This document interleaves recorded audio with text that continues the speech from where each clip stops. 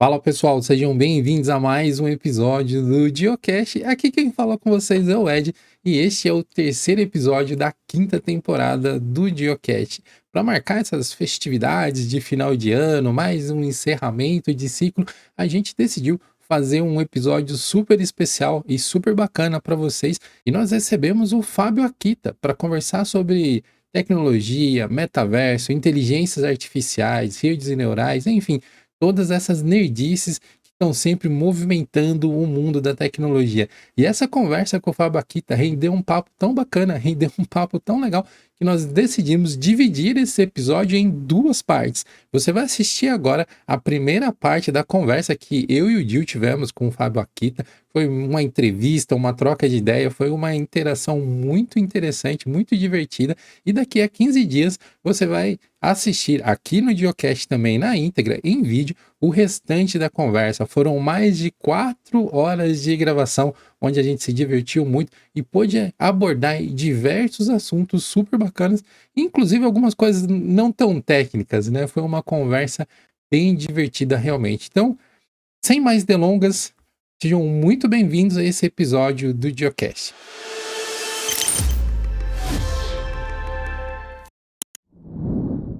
Justo nesse episódio onde nós falamos sobre machine learning, inteligência artificial, modelos de treinamento, o Sandbox, que é o nosso patrocinador, se encaixa totalmente nesse contexto, porque ele traz exatamente esses recursos para dentro da sua caixa postal. Dentro do e-mail que você já possui, o Sandbox pode adicionar filtros inteligentes e diversas pastinhas pré-configuradas que você treina para separar a sua informação de acordo com as melhores práticas possíveis, permitindo que você se concentre na informação e deixe que o Sandbox faça toda a organização automatizada para você, inclusive separando mensagens que são importantes daquelas mensagens que você pode dar atenção depois. Um dos recursos que eu acho mais interessantes no Sandbox é que você pode configurar algumas pastinhas para que você seja lembrado em alguns minutos, ou em algumas horas, ou em alguns dias de determinados e-mails. Então vamos dizer que você tem um evento que você precisa ir, ou uma reunião que é muito importante, mas que você não pode dar atenção para aquela informação naquele momento. O Sandbox tem esse recurso chamado Snooze, que permite que você configure alguns e-mails para que você seja lembrado em momentos específicos. Então, se você tem uma reunião muito importante daqui a uma semana, você pode mover esse e-mail, esse lembrete de e-mail para dentro de uma pasta e ser notificado 1 ou 2 dias antes, dependendo da configuração que você escolher. Esse é só um dos exemplos da inteligência que o Sandbox consegue adicionar na sua caixa de entrada. Então, o que você está esperando? Utilize o nosso link especial, que é sandbox.com/Diolinux, e ganhe $25 de crédito para você testar essa ferramenta. Pois é, senhores, final de ano tá chegando e nada melhor do que conversar sobre nerdices, né? Todo tipo de nerdice possível e imaginável. E hoje eu trouxe dois grandes nerds para conversar aqui com a gente. Nós vamos falar também sobre algumas coisas sérias, mas a intenção aqui é ter um papo divertido e no meio dessa diversão toda levar um pouco de informação para vocês também. Então, eu gostaria aqui de receber com bastante honra, posso dizer, porque é um criador de conteúdo, é um profissional que eu admiro há muito tempo, o nosso grande convidado, Fábio Akita. Beleza, e como é que vai, pessoal? Na verdade, olá pessoal, Fábio Akita, e obrigado por me trazerem de novo para mais um bate-papo. Espero que a gente tenha aqui, possa falar bastante coisa diversificada e zoar todo o barraco aqui. E para completar esse time de nerds que vai trocar uma ideia com você, estou aqui com o meu amigo, meu parceiro de Geocast, o Jonathan Simeone. Sejam bem-vindos. Obrigado, Ed, obrigado. Eu não estava participando tão ativamente do podcast, mas eu falei no primeiro episódio dessa temporada que estaria presente mais vezes, e com a presença ilustre do Akita por aqui, eu não poderia faltar, né? Eu adoro conversar com você, eu adoro te ouvir, eu ouço seus vídeos como podcast muitas vezes, já assisti alguns mais de uma vez, não sei porquê, meio, né, gostar de ouvir esporro, provavelmente. Mas você já deve ter ouvido isso de parte da audiência e tal. De uma forma muito esquisita, que eu mesmo não compreendo. É muito legal ouvir você falar sobre as experiências que você teve aí na sua vida e os ensinamentos que você consegue passar muitas vezes sem a própria preocupação de estar ensinando necessariamente, simplesmente compartilhando as coisas que você conhece, os seus pontos de vista e tal. Como é que você se sente a essa altura do campeonato? Da última vez que eu tinha conversado com você, que você tinha comparecido aqui no Geolinux, o seu canal ainda era um pouco menor, você ainda estava começando a fazer os conteúdos e tal. Agora, de certa forma, está bem mais consolidado. Se tornou um youtuber, de certa forma também, as coisas que você faz. Como é que você vê essa história que você acabou trilhando no YouTube meio sem querer? Pois é, na verdade foi bem a coincidência, porque bateu com. Foi logo um pouco antes da pandemia, né? Então, pouco antes disso, eu ainda organizava eventos, eu fazia TheConference, eu fazia RubyConf. Então, eu sempre estava envolvido de alguma maneira nessa ideia de comunicação, compartilhamento de conhecimento, network e tudo mais. E aí começou a pandemia, e aí, na verdade, foi uma boa atividade durante a pandemia, porque a gente ficou preso em casa. O que vai fazer preso em casa? Gera conteúdo. Exatamente durante a pandemia foi que deu um puta pico também, foi também pelo fato das pessoas estarem mais em casa e tudo mais. Então a audiência, acho que de muitos canais, incluindo o meu, deram um boost nesse período também.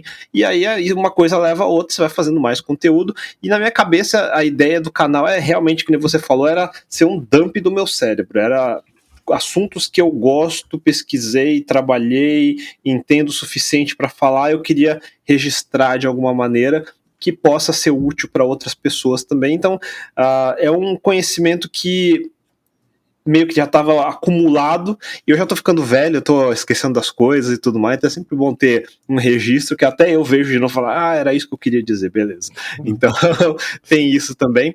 E a ideia realmente foi fazer esse dump, então nunca foi tentar surfar a onda de tópicos, trending topics, nem nada disso. Então, às vezes calha do assunto que está trendando mais ser o que eu quero falar, daí eu acabo falando, mas normalmente não é esse o caso, né? Então, você vê que normalmente eu não faço os assuntos que todo mundo está discutindo, eu acabo não trazendo, porque ou não me interessa, inclusive acho que a gente vai falar um pouco sobre isso, parte de inteligência artificial e o hype todo em cima disso, daqui a pouco a gente fala sobre isso.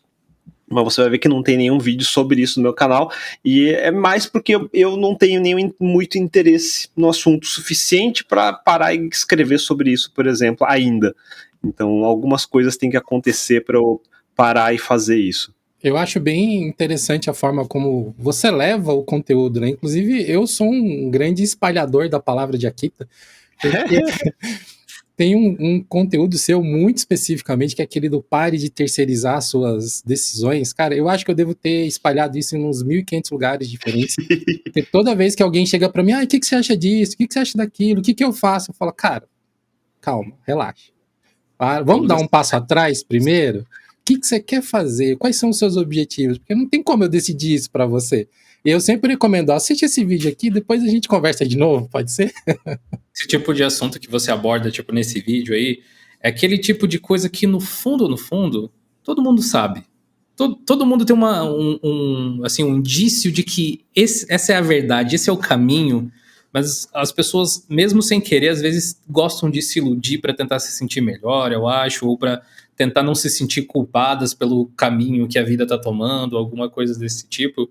E às vezes esse tipo de conteúdo, esse formato meio tapa digital, assim, aquele de luvas, é muito útil, realmente. Eu cheguei a ver mais de uma vez, eu acho, esse vídeo também, desde que você lançou. O objetivo original nem era esse. Acabou ficando assim. Aí isso acontece por causa do seguinte: eu sempre fiz conteúdo que sempre.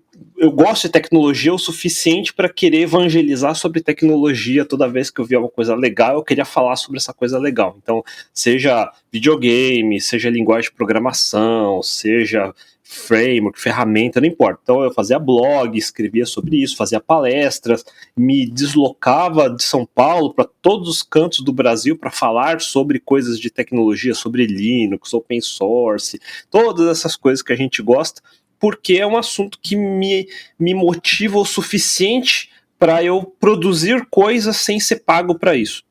Eu acho que isso tem muita essa parte do nerd geek que a gente quer que as pessoas vejam as coisas legais que a gente vê que é legal. Então, meio que tudo que eu produzo de conteúdo tem um pouco a ver com isso. A outra parte é que eu também fiz muitos eventos durante muitos anos, fiz 10 anos de evento. Uma coisa que eu nunca gostei de fazer evento, na verdade, eu sempre fiz, mas sendo um meio para um fim, não porque eu queria fazer evento, mas porque uma das formas de divulgar a tecnologia era via eventos. Então isso foi, então você pensar 2005, 2006, a gente está falando nessa época, ainda nem tinha YouTube, redes sociais estavam começando, Twitter surgiu só em 2007, Facebook chegou no Brasil, sei lá, 2006, 2007, então foi só nesse período que começou, a gente nem sabia se ia dar certo ou não, naquela época a gente falava, YouTube não vai dar certo, Twitter não vai dar certo, Facebook não vai dar certo, a gente já estava nessa fase ainda, né? Então, as coisas que tradicionalmente davam certo era fazer eventos, era palestrar, era viajar para lá e para cá, esse tipo de coisa. Escrever um livro de papel, então blog também era uma coisa que naquela época estava começando realmente a virar o pico de blogs, então finalmente publicar na internet o pessoal levava tão a sério ou mais do que ter que publicar um livro em papel, por exemplo. Então as barreiras foram diminuindo por causa disso.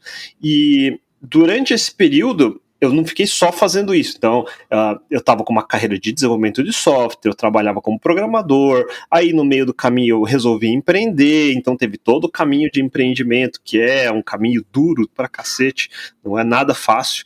Então, quando chegou na época agora que eu resolvi vou fazer YouTube, aí foi um ponto meio que divisor, que eu falei assim, eu cheguei num ponto onde eu não preciso mais, eu posso sair das amarras do jeito antigo de comunicação e realmente abraçar o jeito novo de comunicação. Eu não sabia se eu conseguia fazer isso, porque eu nunca tinha feito, mas o fato de eu ter palestrado 500 mil vezes em evento, meio que já me treinou um pouco para isso, então acabou sendo uma extensão natural. Então não foi um plano que eu pensei, a partir de hoje a minha carreira será ser youtuber. Foi mais um tipo, finalmente este canal de comunicação parece maduro o suficiente, e 2, tem pouquíssimas pessoas que realmente estão estão divulgando essa informação do jeito que eu gosto de assistir. Normalmente são canais de fora. Então, porque tem muita gente que pergunta, por que eu não faço canal já em inglês direto, que eu ia ter muito mais audiência? Porque o objetivo não era esse, não era ter audiência. O objetivo é que eu queria um canal em português que falasse de tecnologia com um nível mais avançado do que só sendo vitrine de propaganda para curso online. Então, a ideia era realmente falar de coisas que muitas empresas sequer iam querer patrocinar a respeito. São assuntos importantes, técnicos, mas nenhuma empresa ia estar interessada em patrocinar. Ou seja, eu sabia que não ia ser o meu ganha-pão ser youtuber. Então, eu fui num ponto onde a minha empresa já deu certo, a minha carreira já chegou, eu já passei da metade para o fim da carreira, já não estou mais no começo da carreira, já estou mais perto do fim da carreira do que do começo. Então, eu já tenho estabilidade, maturidade, conteúdo, experiência o suficiente para não ficar falando abobrinha online. Então, que é só ficar enchendo linguiça, ficar 10 minutos falando nada para chegar no meio e falar assinem o canal e depois falar 30 segundos de informação, que é o que todo mundo fazia na época. Então, eu queria quebrar essa fórmula, que já era o contrário, que nem você falou, de propósito eu queria fazer um zipão de conhecimento em 30 minutos, coisa que normalmente levaria uma playlist para fazer no outro canal, eu queria fazer um episódio. Era meio que esse o desafio. Tem cara que fez sobre esse assunto, levou 20 episódios de 10 minutos para fazer. Eu falei, não, vou fazer um episódio de 1 hora. Então, e já começa sem apresentação, é um olá e vambora. E nesse ritmo. Eu falei, vou fazer então, em vez de fazer 100 vídeos de 10 minutos, fazer 100 vídeos de 1 hora. Vai ser esse o desafio. Então meio que foi nesse ritmo. E no meio desse caminho, obviamente, as pessoas vão querendo tirar dúvidas. Kita, como é que faz isso? Como é que faz aquilo? E invariavelmente chega naquele ponto que é o que eu não gosto, que é o que eu falei no começo do canal para não acontecer, que eu não sei a resposta de tudo. Eu não tenho como saber a resposta de tudo, especialmente da vida das pessoas. Então, quando a pessoa me pergunta sobre o que eu devo fazer da minha carreira, é muito íntimo, é muito subjetivo isso.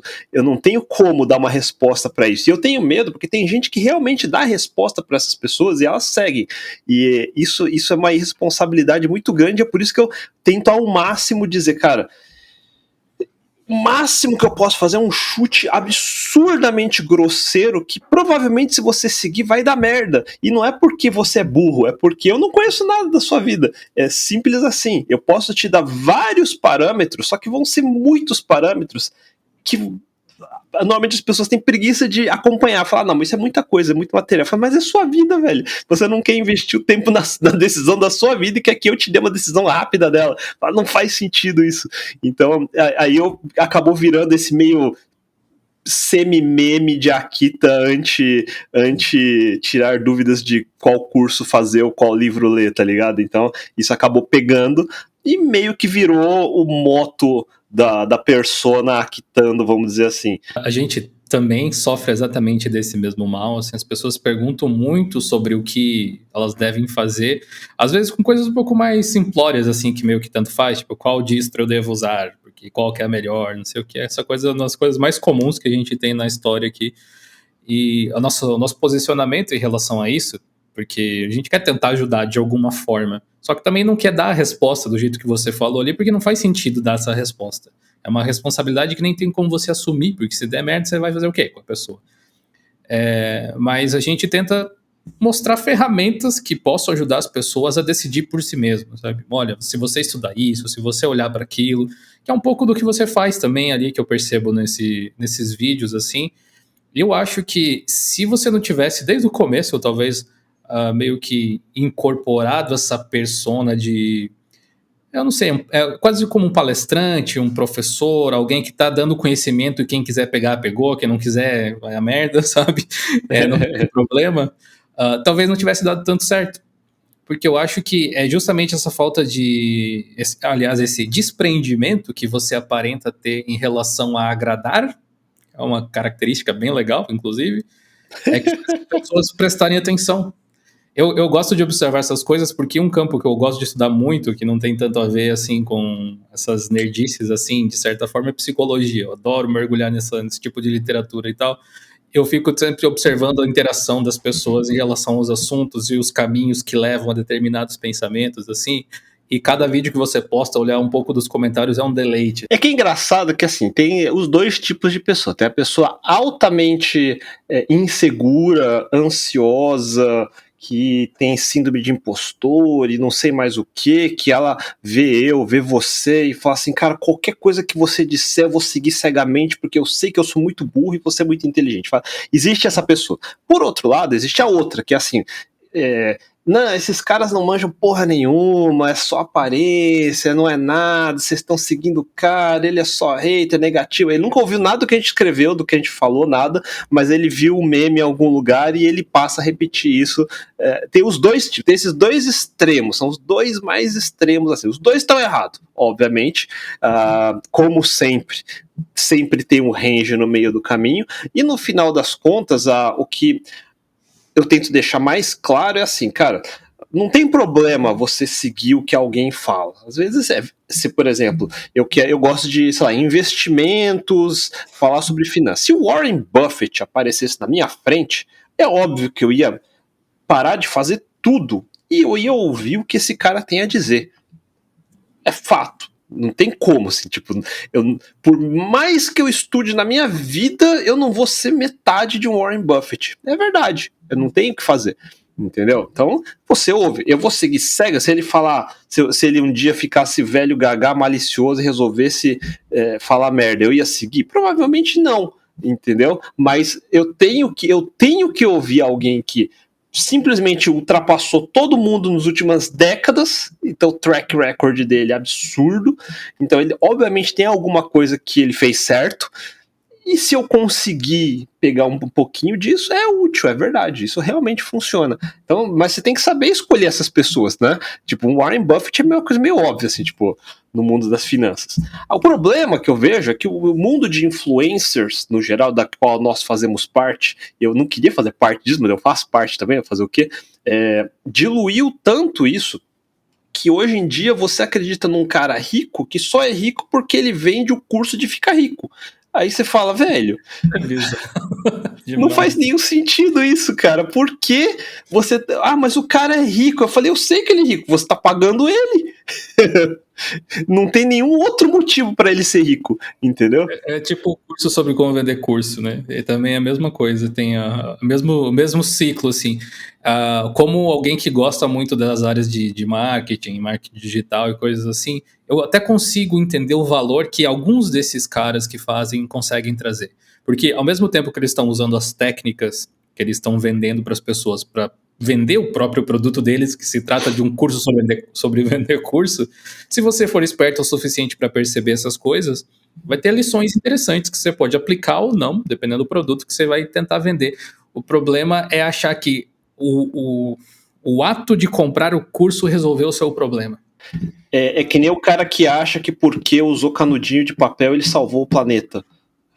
É uma coisa do tipo, ajuda? Não. Não é nem que talvez, né? Não. Mas é aquela sensação de eu fiz um pouquinho de esforço que é mínimo, minúsculo, absolutamente nada, mas a minha consciência já está limpa porque eu fiz a minha parte, entendeu? Mas às vezes descamba até pra algo pior, porque o cara do canudinho vai te condenar por você não fazer o mesmo ainda por cima. Não, aí é pior ainda. Saber navegar nesse meio é complicado. Até eu falo assim nas redes sociais que a parte importante muitas vezes não é o que eu estou dizendo, é o que eu estou deixando de dizer. Então não é só quem eu sigo, é quem você vê que eu não estou seguindo. Todo mundo está falando sobre esta pessoa e eu sou o único que não está. Tem um motivo para isso. E normalmente é porque eu não quero ser cancelado, eu não vou falar, entendeu? Então vamos deixar quieto. Também não precisamos ser o causador, né? Mas para bom entendedor, meia palavra basta. As minhas meias palavras costumam ser bem densas. É uma situação que vem acontecendo com cada vez mais frequência, né? Meio que virou uma cobrança quase que automática, assim. Se você tem algum nível de alcance e acontece alguma coisa, automaticamente vem um enxame de pessoas. O que você acha disso aqui? E, cara, desculpa, eu posso até ter alguma opinião pessoal sobre as coisas que passam na minha frente, mas não necessariamente a gente tem uma opinião formada o suficiente para sair evangelizando sobre isso por aí, né, ou dando declarações públicas. Acho que muitas vezes as pessoas até subestimam o poder das declarações que mesmo nós, assim, nos nossos pequenos ciclos de influência, se for comparar com alguns outros comunicadores temos, né, e existe uma certa irresponsabilidade até em alguns influenciadores, que, cara, eu fico bem orgulhoso de ver que vocês dois, assim, são dois grandes exemplos que eu tenho nessa área de tecnologia e de nerds e de produtores de conteúdo. Vocês tomam um cuidado, né? Quando vocês precisam mandar merda, vocês mandam, mas no geral vocês filtram bem o que vocês estão falando. É que a gente não manda merda de graça, né? Normalmente não sai à toa.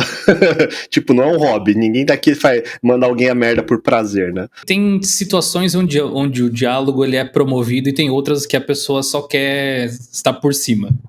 E quando você não tem como conversar, não tem por que ficar trocando farpa de alguma forma, assim, porque você não vai mudar a opinião de quem concorda com o cara, quem concorda com você não vai mudar de opinião também, e você simplesmente está fazendo uma guerra de ego aí que não tem sentido nenhum. Mas essa coisa de até filtrar, eu gostei até da frase que você utilizou antes aqui, essa coisa de você escolher o que dizer e o que não dizer também, é uma coisa que vem com o tempo, com a maturidade realmente. Porque qualquer assunto que você for exposto, você vai ter uma opinião. Ela pode ser embasada ou não, mas assim que você pensou sobre o negócio, você vai ter uma opinião. E as pessoas, acho que nesse mundo de influenciadores digitais e tal, existe muito esse ego de querer estar certo, de querer ser a pessoa. Querer estar certo rápido. E aí acaba rolando do pessoal se atropelar, simplesmente. Eles vão tentar falar, vão tentar se posicionar, mesmo sem ter um fundamento, sem perceber muitas vezes que você realmente precisa dar sua opinião para tudo. Tudo que sai da sua boca é tão santo assim que precisa ser dito.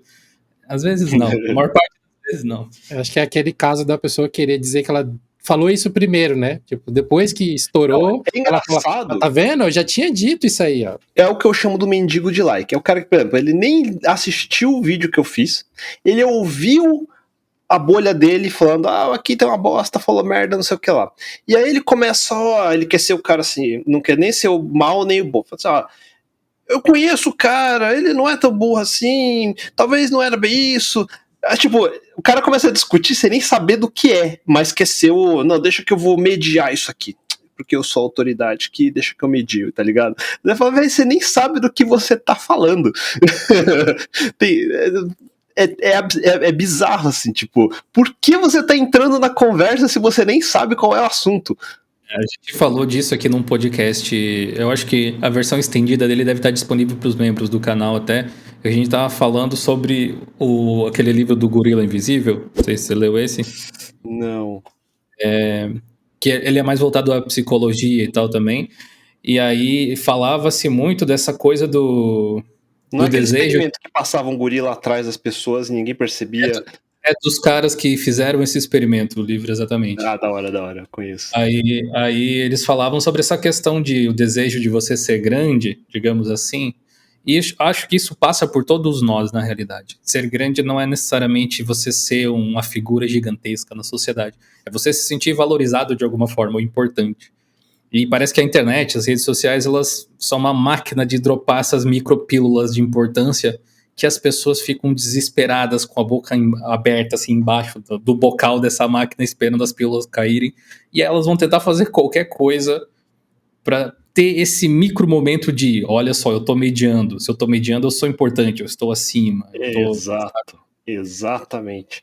É meio que um litmus teste isso. Você vê o cara entrando em todo assunto, querendo ser o mediador e tal. Eu não confiaria nesse cara. Normalmente eu não confio, normalmente eu não sigo, inclusive.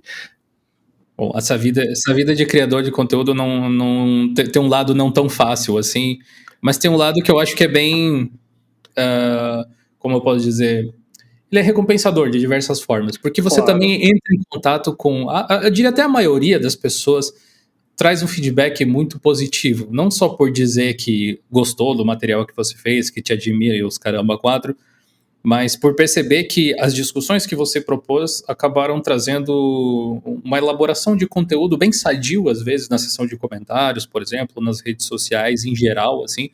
Tem alguns dos vídeos que você fez, ou algum dos vídeos que você fez, que você se lembra que foi extremamente positivo, que gerou um debate legal em torno do assunto?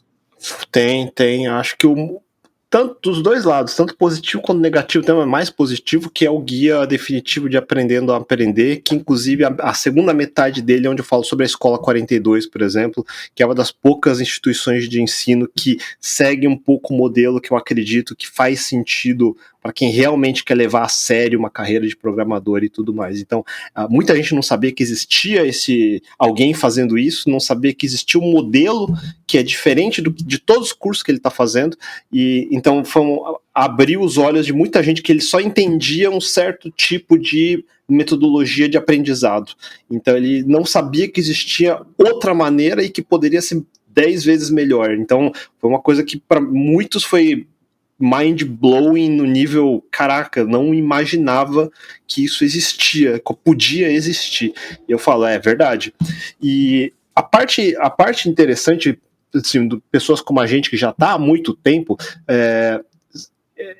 uma reflexão que eu faço assim, muita gente pergunta qual curso é melhor, qual curso é pior. Fala, não tem como saber. Primeiro que eu nunca fiz nenhum desses cursos para poder te dizer com propriedade qual curso é melhor. Segundo que eu nunca aprendi com curso. Eu não fiz curso para aprender a programar. Nos meus primeiros dias eu mexi no computador porque eu gostava do computador. Imagina, você com seus Linux, você gostava dos Linux, você instalava, dava pau, você gastava, varava a noite, fazia. Não tinha um curso que te dizia como instalar, como fazer, qual o melhor distro. Não tem um curso que responde isso. A gente aprendeu isso na marra porque a gente gostava disso.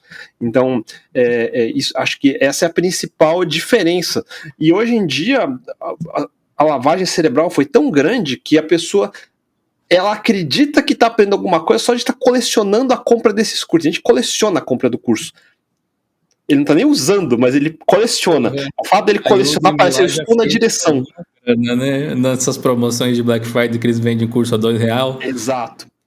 E o pessoal compra muito. Nada contra quem faz os cursos, quem compra os cursos. Exato. O problema é o comportamento, só colecionar os cursos. Não vai te levar muito Tem gente longe. que só coleciona o curso, velho. É absurdo. Eu nunca vi isso. É similar ao colecionador de lombada, né? A pessoa que compra até aquela biblioteca gigantesca e nunca lê um dos livros que tem. Nunca Né? leu um dos livros. Exato. O cara só quer ter a biblioteca bonita atrás, mas ele nunca leu um livro dele. É igual o Morpheus fala no Matrix, né? Não basta você saber qual que é o caminho, você tem que trilhar o caminho. Se você não pegar esses cursos, não codar, se você quer ser um programador que não coda, meu Deus, não tem como, meu amigo.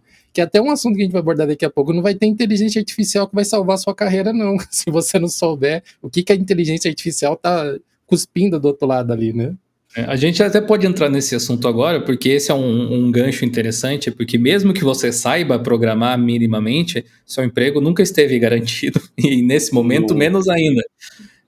Você fez um vídeo recente a respeito da famigerada e bolha das Big Techs e tal, especialmente agora que houve várias demissões um pouco massivas que chamaram a atenção.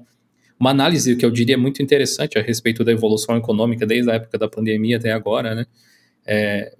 O que você trouxe assim de feedback? Você pode fazer um resumo bem resumido mesmo desse vídeo para quem não assistiu? Sim. Esse é exatamente o tema que o cara chega com hater sem ter assistido o vídeo, né? Porque é engraçado que eu falo no final do vídeo, eu não odeio o mensageiro, eu tô analisando os dados que estão disponíveis para todo mundo analisar igual, eu tô só dizendo o que eu estou vendo.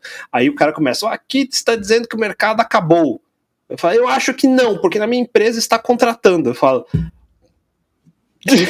que isso tem a ver com o que eu falei. Tipo, primeiro, para dar a impressão que eu controlo o mercado, tá ligado? O Akita controla o mercado, eu declarei que não se pode mais, entendeu? Então a culpa é do Akita. Aí o segundo é que ele tem um exemplo que não, a gente está contratando, portanto o Akita está errado. Eu falei, cara, mas eu não falei que acabou os empregos no mercado. Ninguém disse que acabou. Ninguém falou. O pessoal pensa, a bolha estourou. Acabou tudo então. Não, se tem emprego, então não acabou tudo.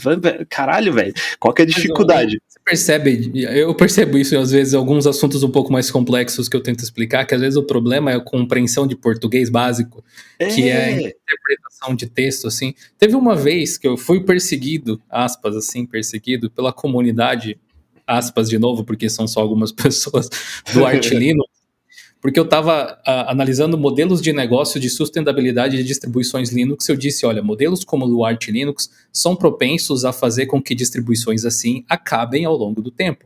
Ele pode acabar. Pode, não vai. Pode.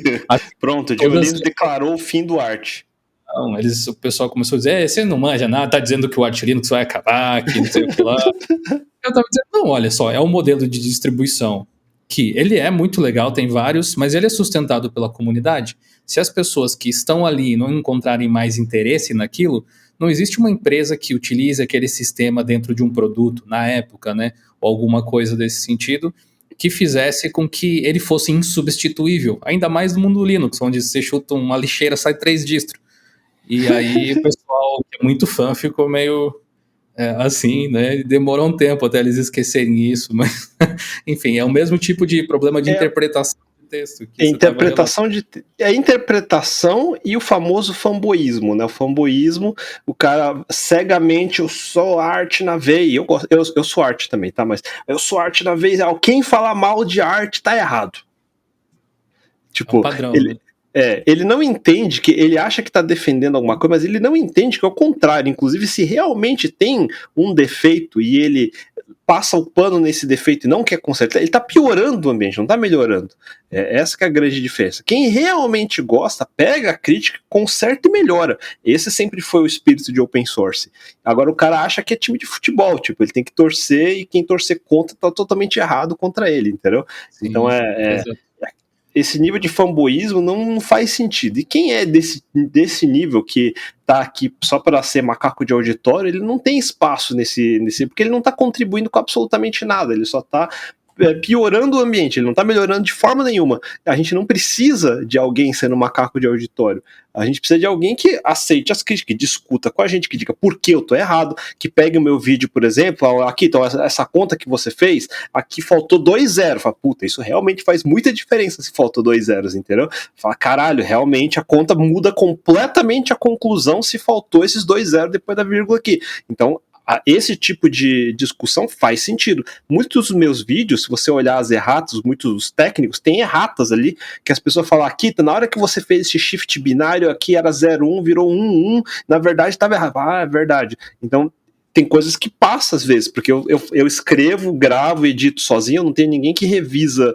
E mesmo se tivesse, poderia passar. Então, claro, parte do feedback da comunidade que é importante é ele ver aqui, faltou isso daqui, eu coloco isso na errata do vídeo. A próxima pessoa que for ver vai ver que tá lá e vai dizer, verdade, esse trecho tá com errinhos. Então tem vários dos meus vídeos, se você olhar a descrição, todas elas têm uma errata, por menor que seja, eu vou lá e corrijo. Porque a ideia não é que o que eu falei tá 100% certo. Eu tirei não, às vezes é um negócio que eu escrevi domingo à noite, me deu na telha, eu abri o editor e comecei, escrevi, puta, ficou legal, vou gravar na segunda, terça-feira tá no ar. Às vezes foi um ciclo desse tipo, entendeu? E acaba passando, porque eu tava tão empolgado com o assunto que o detalhe acabou passando. No geral, eu acho que eu não fiz nenhum vídeo que o erro foi o suficiente para invalidar o vídeo inteiro, nem nada disso. Foi mais um errinho, um typo. Seria um problema se fosse nesse tipo grave, assim, né, realmente. E esse feedback aí que o povo dá, às vezes tem gente que não reage muito bem, eu simplesmente adoro que o pessoal vem e acrescenta conteúdo no que já estava sendo colocado, sabe, que deixa as coisas ainda melhores, assim. Pena que talvez nem todo mundo leia as erratas. Né? Mas pelo menos tá lá. Aí você não pode fazer nada, né? Não, mas o pior é que tem gente que teve vários no último vídeo, foi vários. É engraçado que é um comportamento que você vê que é padrão. O cara chega, falou merda de novo. Ponto. E não fala. E não fala por quê. Aí aparece de novo. Eu sabia que você ia falar essa merda.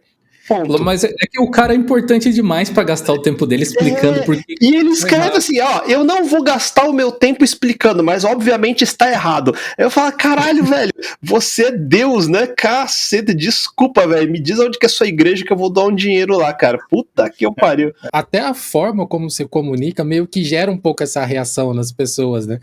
Porque mesmo os seus vídeos tranquilos, eles têm uma vibe meio acelerada. Inclusive, no começo, quando eu comecei a consumir os seus conteúdos, eu tinha uma séria dúvida se você não dava uma acelerada na hora da edição, assim, que eu falei, cara, não é possível que esse cara fala tão rápido assim o tempo inteiro, cara. Depois que eu comecei a fazer esse ritmo, que foi meio natural, eu acabo falando assim às vezes, principalmente com meus amigos, eu dou uma acelerada mesmo, mas quando eu aumento o tom é meio de propósito, porque ele é feito num momento que, assim, se você concorda, você já passou por aquilo que eu tô explicando, você fala assim, era exatamente o que eu queria falar, mas eu não tinha, eu não podia, ou eu não sabia como, então é aquela coisa que engasgou nele. Ele tá engasgado já faz um tempo nele. Aí a outra pessoa que não concordou, vai ter dois tipos. Vai ter aquele tipo que vai colocar o capuz, porque foi exatamente para ela, e ele fica puto, porque foi exatamente para ela. Ali foi mirado e atirado com sniper para acertar exatamente no calo. Então foi de propósito, eu estou pisando num calo muito específico. Então se a pessoa doeu esse calo, é com você mesmo que eu tô falando. E tem pessoas que já amadureceram, que eu pisei num calo e esse calo ele já entendeu que foi um erro, então ele fala, eu sei. Esse é o cara que concorda baixando a cabeça, fala, eu sei, foi isso mesmo que aconteceu, eu fiz essa merda, eu sei que eu estou errado. Então você tem essas 3 graduações normalmente, e o hater é aquele que realmente está doendo no calo. E aí eu não usei meia palavra, eu não usei provavelmente, talvez, não, eu falei, é exatamente, eu aponto na tela, é você, e é mesmo, eu não tenho o que dizer, é você, não tem como não falar, eu sinto muito, cara, sinto muito. Mas a psicologia é em ação de novo aí, o cara que, quando você faz apontar esse dedo na fossa do indivíduo especificamente, e você tá meio que dando uma sacudida no pilar dele, sabe? Da estabilidade, da vida, da carreira, alguma coisa assim. Automaticamente ele vai se colocar na defensiva e vai tentar fazer com que tudo que você falou seja... o cara é um viajão, só fala merda e tal. Porque caso você esteja certo, a vida dele tá meio bagunçada. Eu lembro de ter visto muita gente nessa postura naquele seu vídeo do... qual que era? Era um que você tem uma thumbnail segurando um Cup Noodles. Sim, o que eu falo sobre low code. Como que você tá querendo dizer que o que eu faço é miojo? Fiz muito miojo na minha vida. Aí a pessoa que não se toca, que é esse que é o grande problema. Ela acha que a vida dela vai ser a vida inteira só fazer miojo. E ela talvez não tenha se tocado que existem outras coisas. Então o que eu tô dizendo pra ela, ó, se você não se tocou ainda, existem outras coisas. Agora, se a pessoa fala, cara, eu sou tão ruim, mas tão ruim, que mais do que isso eu não consigo fazer, e se você me dizer que tem outras coisas, meu mundo explode, aí eu tô mostrando como a fundação tá tão frágil que em algum momento ela ia sentir essa dor, eu tô tentando adiantar essa dor para ela, entendeu? É meio nesse sentido, porque inevitavelmente se isso é um problema, isso vai aparecer, independente se eu disser ou não disser. Então, uma coisa assim, você não saber a realidade e escolher ignorar. Eu estou demonstrando que ela existe, você está escolhendo ignorar, mas a partir de agora já não é mais uma questão da sua ignorância, é uma questão que você tá da sua insistência, da sua teimosia. Então são coisas diferentes. Então eu estou justamente exercitando na pessoa esse conflito que ela não está acostumada a ter que lidar, porque ela até então ela podia ficar num echo chamber e ficar isolada, e parece que o mundo dela ia ser eternamente bom desse jeito. E é justamente o que causa pavor nos últimos vídeos que eu faço, que eu estou mostrando que o status quo não é para sempre. Nunca é para sempre. Então aquele lugar que tá confortável, bonitinho e tal, que parece que é tudo perfeito, ela não vai ficar assim para sempre. Podia ser, mas não vai, infelizmente. Então isso vai mudar. E isso pode mudar 180 graus. E eu tô tentando avisar antes que isso aconteça. E como você consegue, talvez, não se fuder tanto nesse momento. Então aí é uma questão de refletir se a sua situação se encaixa no que eu tô falando ou não. Tem gente que não, porque, sei lá, a família tem posses, ele tem plano A, B, C, D e E, se não der certo aqui eu posso mudar para a Alemanha, para o Japão, para não sei onde, eu tenho opções, aí então na verdade eu tô falando com a pessoa que é o contrário, tem menos recursos e menos opções, justamente para dar tempo de fazer alguma coisa. Quem já tem opções, ele pode se sentar no topo do seu trono e falar, não, o mundo vai ser sempre igual, eu não estou sentindo nada. Eu falo, é lógico, você tem 7 seguranças na garagem, você tem um carro blindado, tal, óbvio que você não vai sentir nada, entendeu? Eu observo desse tipo de conteúdo que você faz, assim, principalmente esse que é mais para abrir a mente das pessoas, eu acho que ressoa muito com quem principalmente está começando ou recomeçando na carreira. Porque as pessoas, desse exemplo que você deu, a pessoa que ela já está estabilizada, muitas vezes ela criou uma zona de conforto que ela vai defender com unhas e dentes ali, ela não vai querer grandes quebras no paradigma que ela já se habituou. Mas para quem está começando agora, e temos um mundaréu de pessoas, a gente tem um exército de pessoas começando agora. E esses conselhos eu acho que não valem nem só para a área de tecnologia. Para todas as profissões, vale a pena parar e considerar que a visão do mercado que está sendo apresentada neste momento, ela vai durar até se iniciar o próximo ciclo. Então você tem que ter essa maleabilidade de se readaptar rápida, que nos leva também a um outro conteúdo seu, que na verdade acho que é uma playlist, né, do Começando aos 40, que é muito bacana também, que tem esse lance de, calma, olha como é que tá agora, já se prepara para o próximo passo, e talvez depois desse passo tem o próximo passo, e assim continua. E exatamente porque não tem uma idade, não existe um passo a passo, não existe uma série de livros exatos, não tem. É engraçado, a programação, computação como um todo, tem ela tem um fundamento, é óbvio que tem. Eu fiz uma playlist chamada Como Computadores Funcionam, que é o fundamento que a maioria das pessoas pula, porque ela fala, não preciso saber, já tá tudo instalado, tudo já funciona, next, tá ligado? É o cara que aprendeu Linux instalando o Ubuntu, mas ele nunca instalou o Slackware antes para saber como é que era. A gente sabe, no mundo Linux tem isso também, não tem jeito. Tem um cara que usa Linux, ele usa Linux, mas ele não sabe o que é Linux. É ruim? Não é ruim. Se o cara só precisa abrir o LibreOffice e escrever um texto, tá ótimo, deixa ele lá. Ele só precisa abrir o Chrome e navegar, tá ótimo. Ele não precisa saber o que é um daemon, ele não precisa saber o que é um script. Mas se o cara é um programador, começa a ficar difícil de justificar ele não saber, sabe? Aquele tipo de coisa. Se o cara gerencia data center, servidores, segurança. Como é que o cara me fala de segurança da informação e ele não sabe como é estrutura de dados, sabe? Um ponteiro. A base de todos os erros de segurança começa num ponteiro e o cara não sabe que bosta é um ponteiro. Então, não faz sentido. Ah, mas eu instalei o Kali Linux. Eu falei, não, velho, isso não é CC de segurança. Teve um cara que perguntou exatamente a mesma coisa. Ah, para ser de segurança, você precisa instalar o Kali Linux. Eu falei, caralho, velho, não tem nada a ver uma coisa com a outra. Alguém falou então isso. Alguém falou isso em algum short, em algum lugar, ele ouviu e botou que na cabeça dele é isso. Acho que o problema seja talvez essas abstrações e tal que existem tanto, que, claro, elas cumprem uma função, elas estão aí porque elas são ferramentas úteis. O próprio caso do Kali Linux, se você é da área de segurança, talvez você vá utilizar o Kali, talvez você vá utilizar com outro sistema de pentest ou qualquer coisa assim, mas o ideal é que você utilize o Kali depois de você conhecer as ferramentas e saber como funciona para você usar aquilo como uma ferramenta para fazer o seu trabalho. E não como uma forma de você pular alguns anos de curso de aprendizado para usar o Wi-Fi para quebrar uma senha de Wi-Fi qualquer ali. Não vai acontecer. Não é assim que funciona a segurança. Então, eu acho que esse negócio do fundamento, independente... É engraçado que assim, quando a gente não tinha, acho que, acesso a tanta informação, a gente era mais obrigado a tentar entender a fundo como as coisas funcionam. Quando a gente sabe que tem muita informação, a gente posterga isso. Fala assim, se eu precisar, provavelmente eu vou achar no Google rápido, então eu vou pular. Então e aí nesse sentido de pulando, você pula tanto que chega a um ponto que não faz mais sentido o que você está fazendo. Você pulou a abstração da abstração da abstração da abstração, que aí começa a virar aquele cara, por exemplo, que Docker e máquina virtual é a mesma coisa. Não faz diferença. Funciona do mesmo jeito. Na cabeça dele é tudo igual, entendeu? O cloud resolve tudo. Cloud é um asterisco gigante que... como é que eu resolvo esse problema? No cloud está resolvido.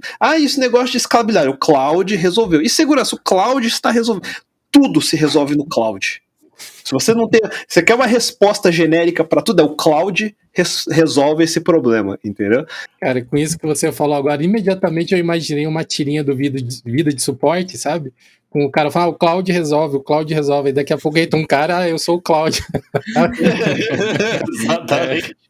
Exatamente. O estagiário chama Cloud. Era o machine learning resolve, agora é o inteligência artificial resolve, entendeu? O GPT vai resolver tudo. Todos os TikToks e vídeos agora, nossa, como o mundo revolucionou, o GPT resolveu tudo, acabou a programação. Acabou, porque eu consigo programar tudo. O GPT programa pra mim. Teve um TikTok que eu tava vendo agora que eu achei muito engraçado. Assim, porque o cara pegou o GPT e ele fez o GPT gerar um outro GPT. Então agora o GPT gera o GPT que gera GPT. Então acabou o mundo. A recursividade da Matrix aí, ó. Ele conseguiu fazer a recursividade. E é muito bizarro, porque assim, pra gente, sei lá, não sei se vocês mexeram o suficiente com isso, mas pra gente que já mexeu um pouco com isso, cara, é legal e é que nem um truque de mágica. Você fala assim, caralho, que truque de mágica bacana, mas você realmente não tá acreditando que o cara está levitando. Você sabe que tem um truque, tá ligado? É a mesma coisa no IA. Você fala assim, caralho, é verdade, o cara responde, parece uma pessoa, mas é muito fácil de quebrar. Eu fiz um teste agora no chat GPT, até postei no meu Twitter, eu não precisei de 30 segundos para quebrar a conversa. Eu quebrei a conversa em 30 segundos. Eu mandei ele fazer um código, ele não conseguiu fazer o código.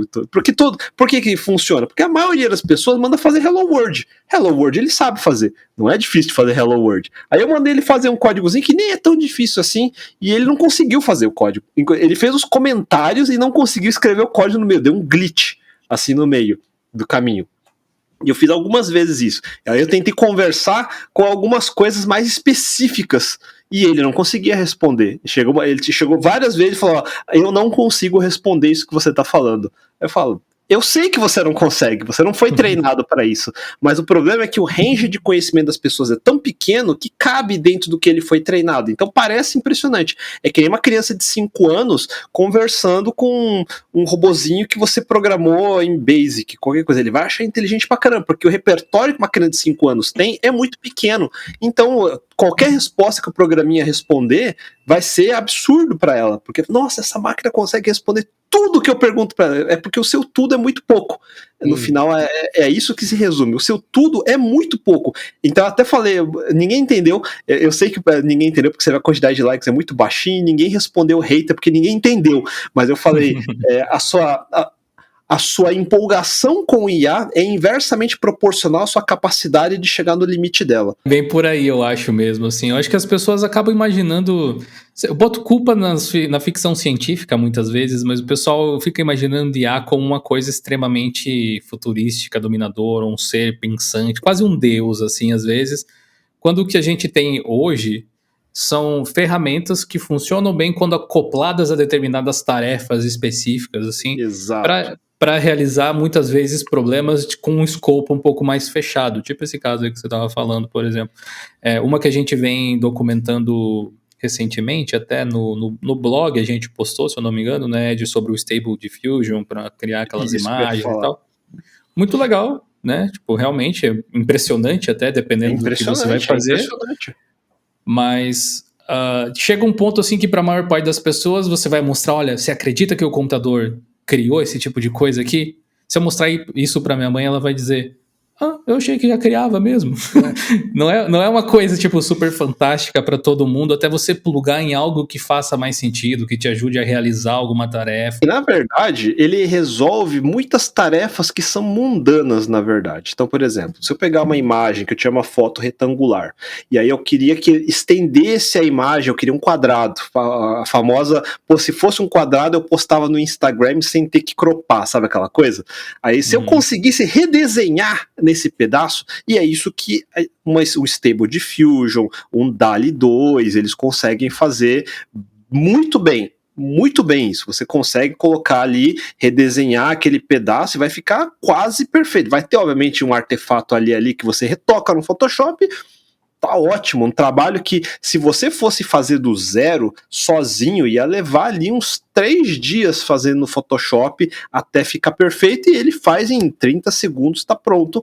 Esse tipo de coisa é excepcional. Então, para completar imagens, para restaurar imagens, porque restauração é justamente preenchendo os espaços que quebrou na imagem, que deteriorou, o que poderia ser redesenhar, um trabalho artístico no final, que muita gente fazia manualmente. Puta trampo que você tinha que fazer, absurdo. Se você pegasse um pôster gigante, tivesse que restaurar na mão o desenho, você ia levar dias fazendo. E aí o bicho, em 2 segundos, te dá 2, 3 versões, você ajusta mais ou menos o que você quer e tá pronto também. Colorização, aumento de resolução, que é upscaling, todas essas coisas são muito legais, porque é uma coisa, não é tão difícil da gente fazer manualmente, mas é trabalhoso. Mas eu falei sobre um aplicativo de upscale que usa um algoritmo de inteligência artificial, eu acho. Não lembro o nome dele, daquele upscale. Eu acho que o nome do app é Upscale Edge. A gente chegou a falar dele, não sei se você lembra. Não lembro desse. Ele é open source também e tal, mas enfim.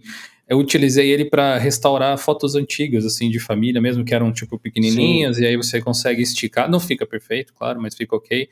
Uma outra utilidade legal, eu vi que o pessoal do Canva parece que colocou o Stable Diffusion dentro do Canva agora, para você poder criar imagens originais, teoricamente, para tentar eliminar um pouco de coisa de direito autoral.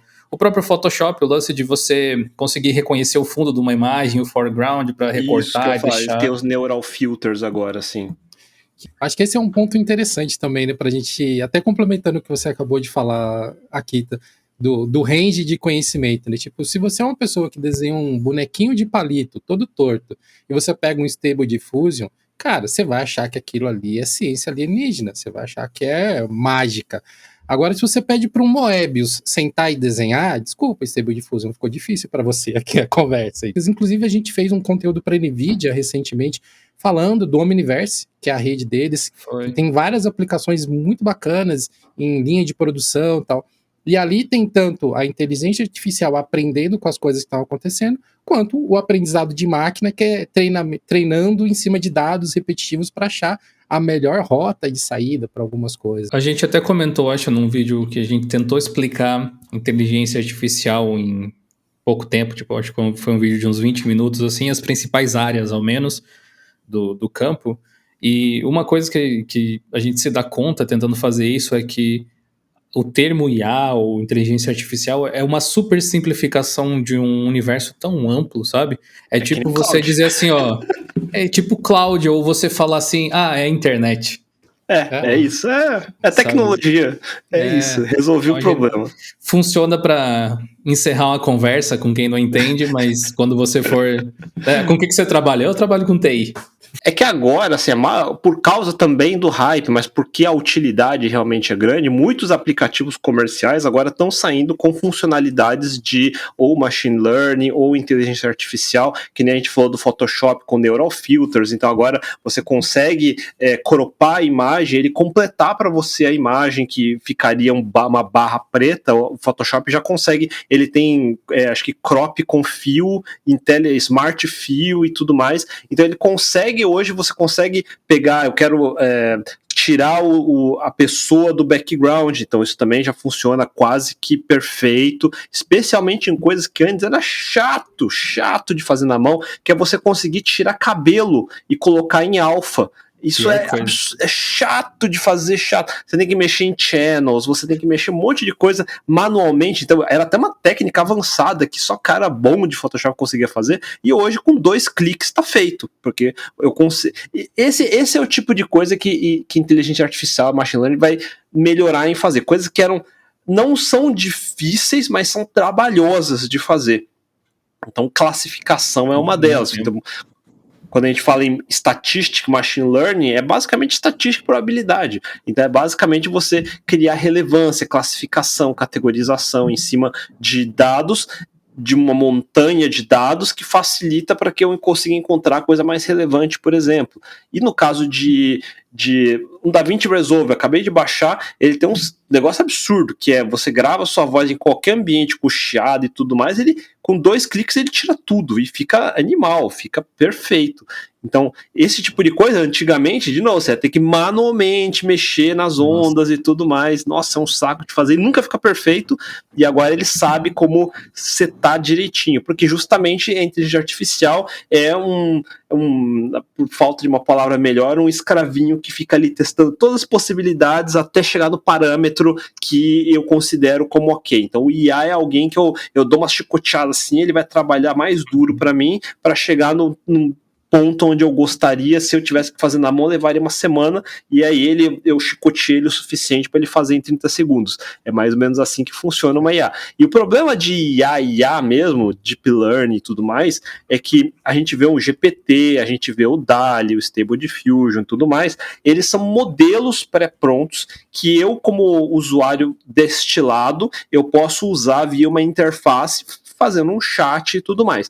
Eu não tenho nenhum controle sobre aquele modelo e eu não posso gerar outros modelos. O problema eu estava discutindo isso no Twitter hoje, que uma das coisas que eu não fico tão hypado com inteligência artificial é que é uma coisa que por muito tempo vai estar completamente fora das nossas mãos como desenvolvedores, como pessoas de tecnologia. Nenhum de nós vai ser capaz de desenvolver um modelo que chega perto de um GPT ou de um DALL-E, qualquer coisa do tipo. Porque para chegar naquele modelo, você precisa conseguir acumular petabytes e petabytes de dados, no caso do DALL-E, petabytes de imagens, no caso do GPT, petabytes de livros, textos acadêmicos, enfim, todo tipo de texto e milhares de horas de computação num data center absurdamente gigante que vai custar milhões de dólares até eu conseguir ter aquele modelo que consegue responder a sua piadinha no GPT. Para você conseguir responder aquelas piadinhas que todo mundo está fazendo no GPT, os Hello World da vida que a gente falou,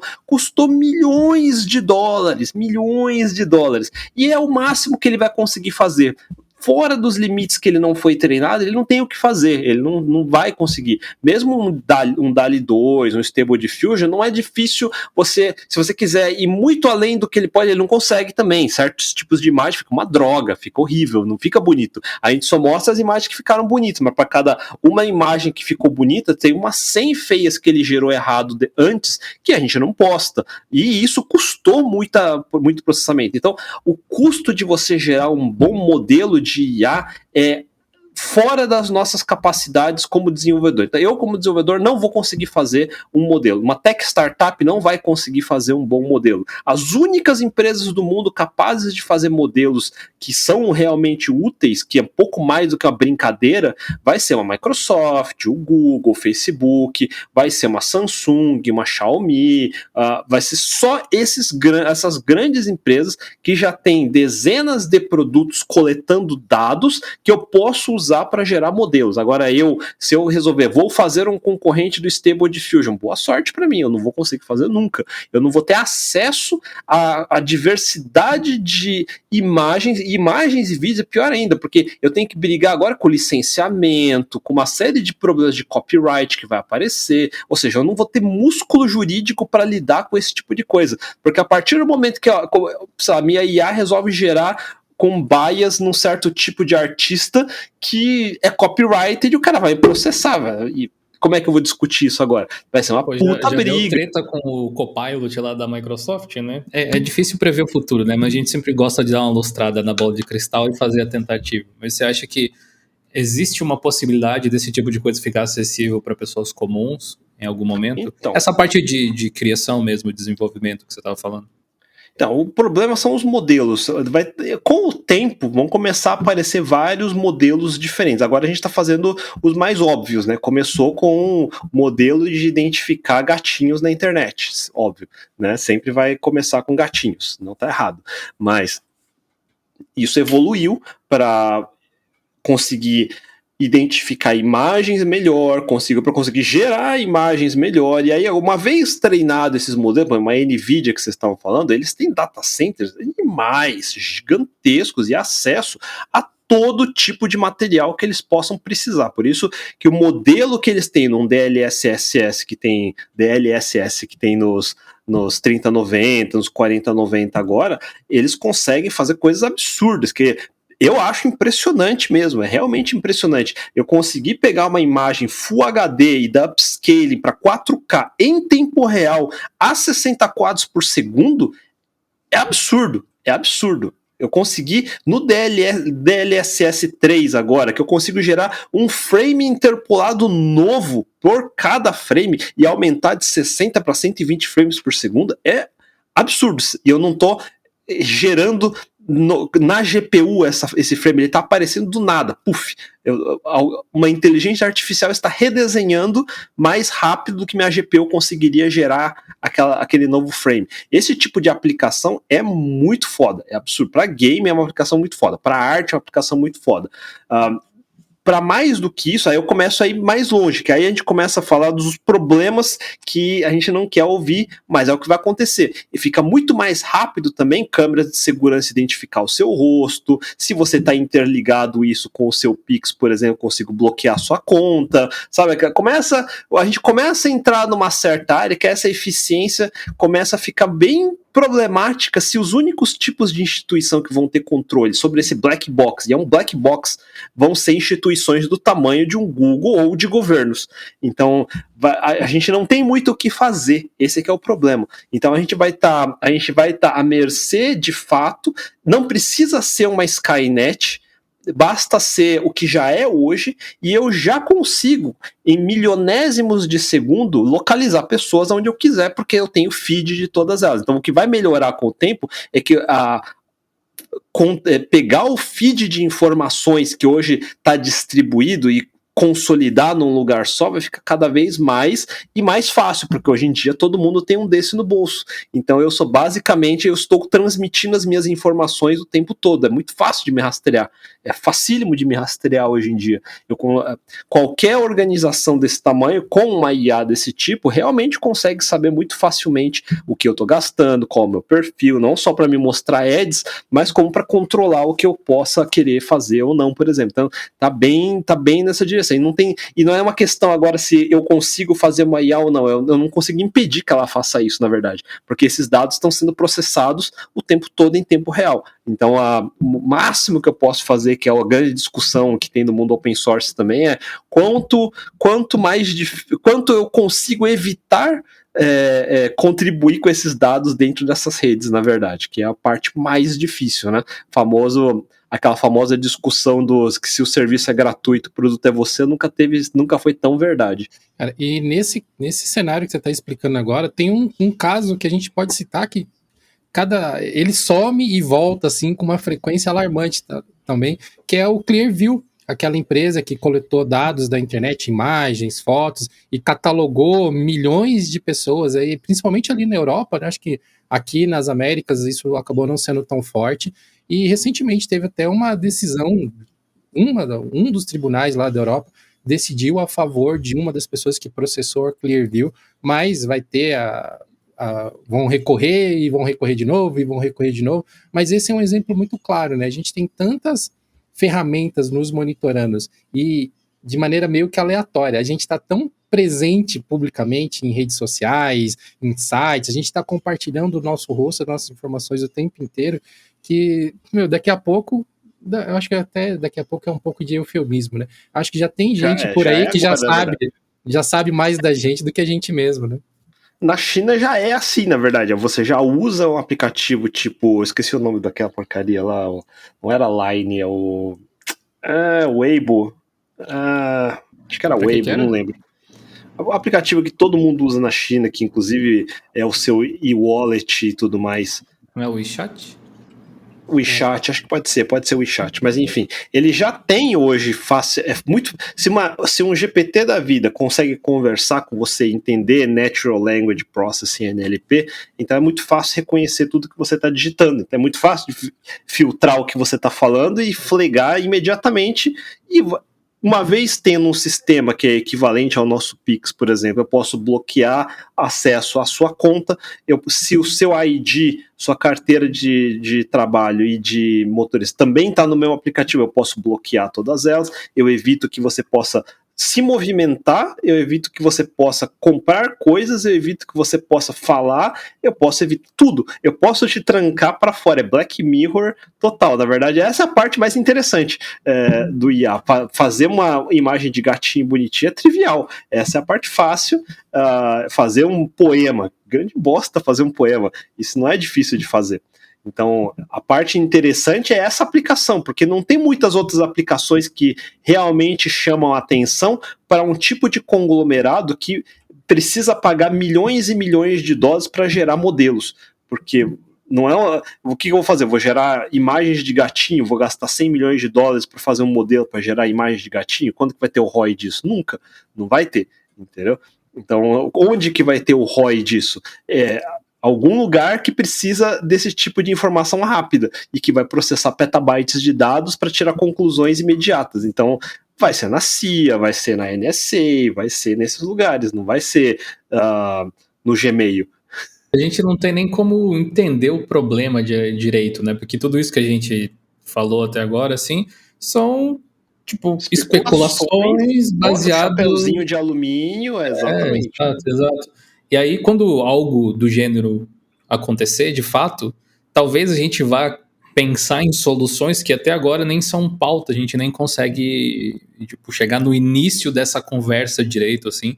Na época que a gente fez o vídeo a respeito do Omniverse lá da NVIDIA, os engenheiros lá que a gente falou, eles até comentaram assim, olha, a gente está criando esse negócio aqui, mas isso aqui não é um produto para vender para as pessoas, assim. Isso aqui é uma ferramenta para que as pessoas criem produtos, na realidade, utilizando esse tipo de tecnologia. Então, talvez a gente ainda esteja, assim, naqueles primeiros passos, naquele comecinho, onde todo mundo está tentando entender o que é. Voltando ao que a gente estava falando sobre empreendedores e tudo mais, então tem o Omniverse na NVIDIA, tem o OpenAI ali do Elon Musk, deve ter outros no meio do caminho, mas se eu, como empreendedor, quiser gerar um produto em cima do OpenAI ou em cima do Omniverse, meu business model depende 100% das decisões que a NVIDIA tomar ou que o Elon Musk tomar. Se o Elon Musk resolver ter uma diarreia amanhã, eu vou ter diarreia junto com ele, entendeu? É uma coisa meio complicada, assim. Você tem que realmente você vai estar colocando o futuro da sua empresa, da sua pesquisa e tudo mais em cima de uma plataforma que é um black box que você não tem controle. Então é a primeira coisa que você tem que entender. a gente já acha isso ruim hoje em dia porque a gente coloca tudo na AWS. Se a Amazon resolve mudar termo de serviço, qualquer coisa, eu tô fudido, porque tá tudo lá, não tem o que fazer, entendeu? A gente já é meio refém. É aquilo que a gente fala que não tinha outra solução para escalar, então é uma coisa que não tem o que fazer, mas não dá para não ficar preocupado que, por exemplo, metade da internet tá embaixo do Jeff Bezos. Sinto muito. Você pode gostar dele, pode não gostar dele, mas tudo que você usa hoje está embaixo do Jeff Bezos. É isso.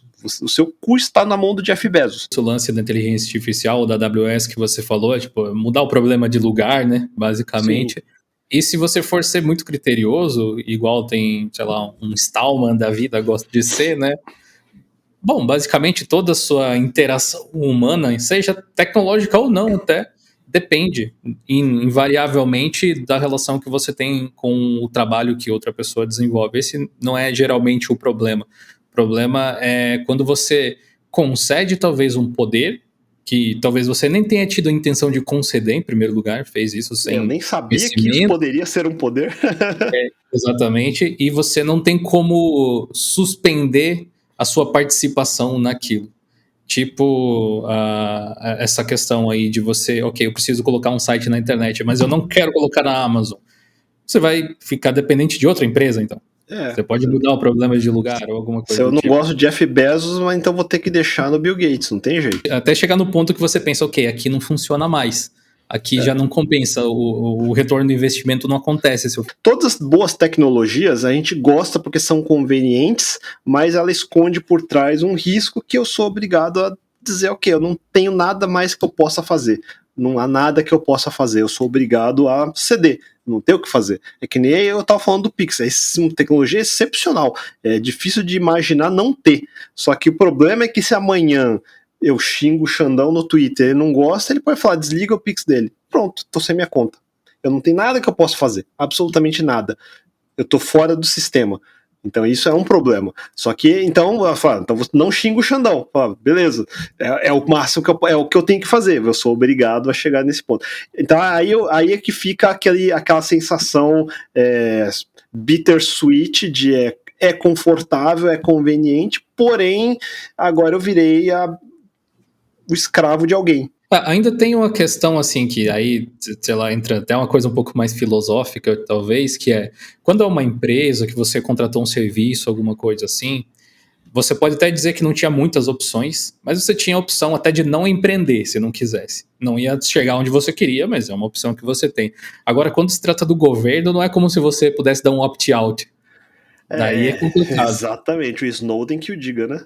A gente tem uma coleção de pessoas aí, tem até o brasileiro também das bitcoins lá, que ficou bem famoso, porque ele conseguiu dar o chapéu até certo ponto no governo, mas enfim, às vezes eu me pergunto, né, qual que é o nível de qualidade de vida que essa pessoa tem hoje, né? Porque você fica muito limitado em qualquer coisa que você possa fazer. Né? Você vai dando um oversight, assim, conforme o tempo passa, porque você começa a dar importância para outras coisas dentro da sua vida, que esses elementos de conflito fica tipo, quer saber, deixa eu viver aqui outra coisa. Então, e do ponto de vista de aí falando de filosofia e um pouquinho, de novo, botando o chapéu de alumínio na cabeça, importante. Daqui a pouco ninguém vai falar, aqui é conspiracionista. Falei, calma, eu tô só especulando um cenário que não é tão.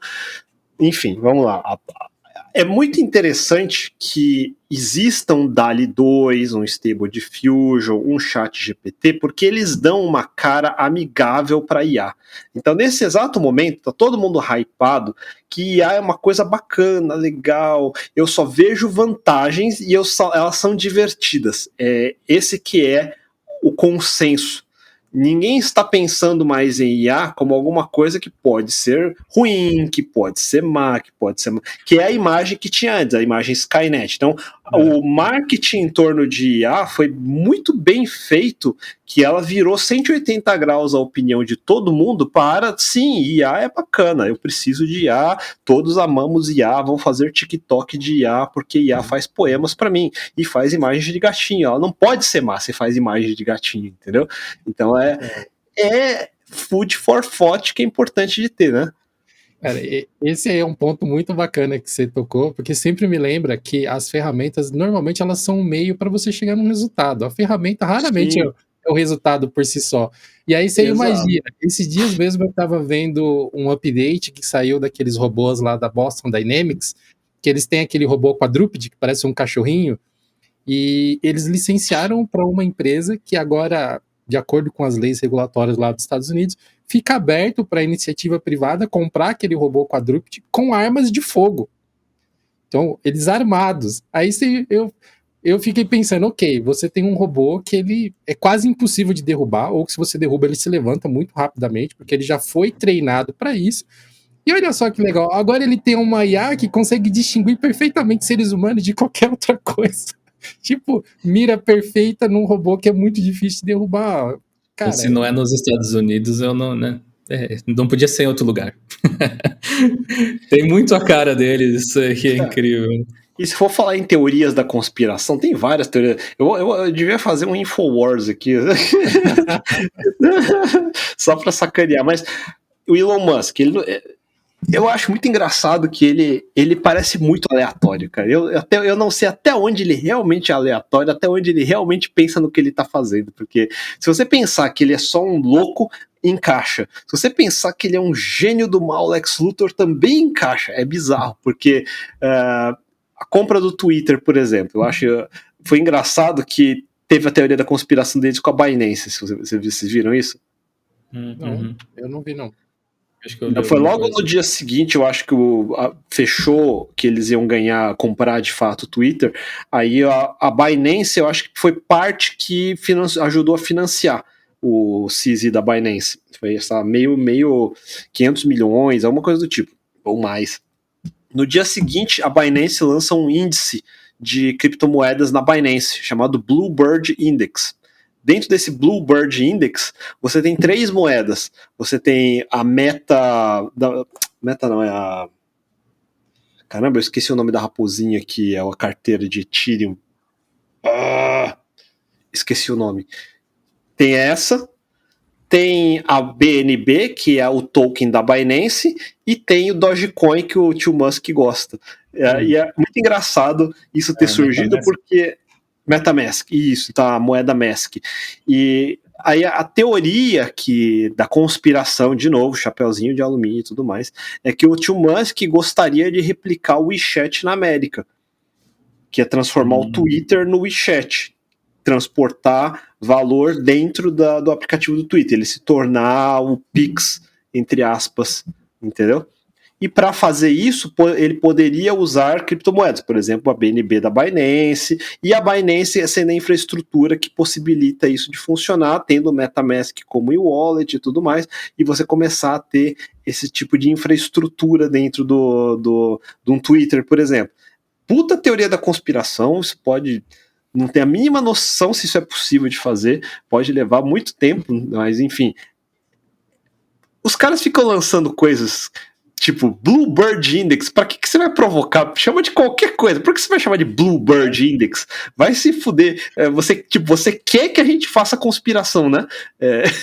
Mas o lance é que você observa o Elon Musk atuando no mercado aí, e você vê uma suposição desse tipo e você pensa, é bem capaz dele querer fazer uma coisa assim mesmo, é plausível até, né? Plausível, e você já não acha nem que é tão absurdo, porque você fala, ele vai fazer e foda-se, ele vai fazer.